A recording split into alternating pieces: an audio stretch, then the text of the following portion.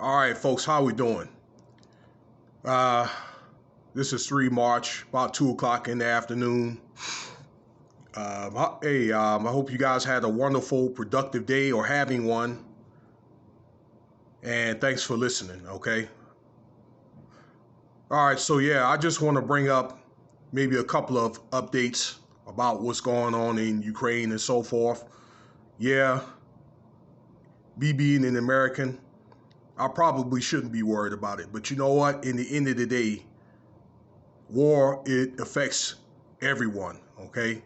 Either with gas or, I don't know, with things like food and so forth, because a lot of those resources I just told you about goes over to like the war and the soldiers and so forth, okay?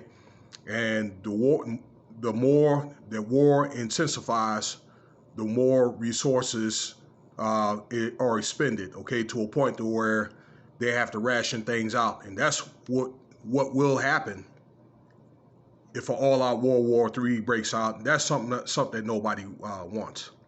But I thought I'd talk about these Klitcho brothers, okay? Vladimir and, man, I forgot the other guy's name. Man, forgive me. But you guys know the boxers from back in the day. Actually, the brother, let's see here, the younger one, the 45-year-old, he just fought maybe 2-3 years ago against Anthony Joshua out there in London. He lost that fight, okay? So that was his last fight. He still spars, but for the most part, okay, they were Ukrainian. I didn't know that they were Ukrainian. I thought that they were from Russia, but you're really Ukrainian, okay? They're really the same people really in the end of the day, but that country broke off from Russia back in 1991. And, you know, they have a more liberal, more democratic stance, okay? But nevertheless, I have to commend them because, you know, these guys are like commanders in the army, okay? And they're out there, you know, fighting, all right? They're going to help fight. Now, the older brother, again, I believe that's Vladimir, is the mayor of Kyiv, okay?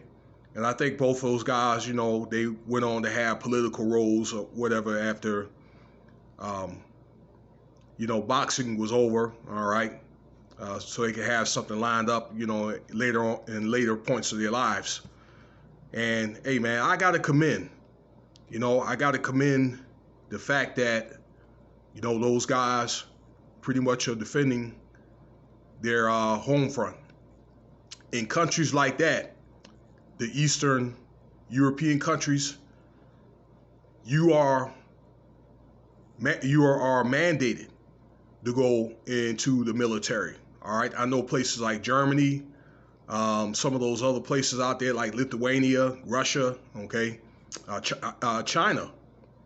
All right, you have to join the military, and they're way stricter, or they're way harder than the American army, which is pretty much a volunteer army here in more of the Western world or whatever. All right, more discipline. Now I will say this: the Klitschko's were not necessarily flashy boxers, but they were disciplined. They were big physical guys. They're like 6'6", 6'7", about 250. You know, chiseled out. Well coached, all right, very fundamental boxers, all right, with a long reach. You know, they made a lot of money, all right. They were champions for quite some time, both of them were, and they have attracted millions of viewers, probably 120 million viewers on pay-per-view. So they had when you add both of them, you know, their earnings, they both had made a good living doing that. And I probably could see one of those guys being the president of Ukraine one day, all right, if they survive this war. But for the most part, yeah, they're over there helping to fight the war, and I think they're over there campaigning against Russia for them to leave.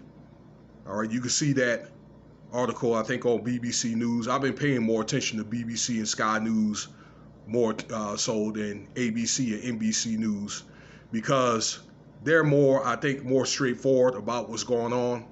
And I think that ABC and NBC, they try to fearmonger the Americans. All right, it seems like they want the Russians to win. I'm not taking those sides, but being that the other outlets are bringing out the truth, then I believe ABC and NBC, they don't have no other choice but to, more so to bring out the truth. I think this is the way it started out, and now, I guess, hey, they can't really hide it anymore.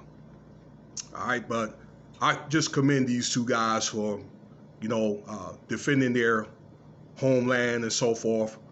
And hey, that's really all to it, okay? Other than that, Russia has made a couple of advances, not much. That convoy, that 40-mile convoy, is very, very slow. They they didn't take over. They just surrounded the city down really south. So really all they really have is partially a city down south and Chernobyl, okay? So their progress has been very, very slow. And strategically, Ukraine is winning this war. I hate to tell you guys that. You guys are rooting for the bear, but it is what it is. All right, let me know about this video, what you think about this video. We'll talk about a few other things here in a minute. All right.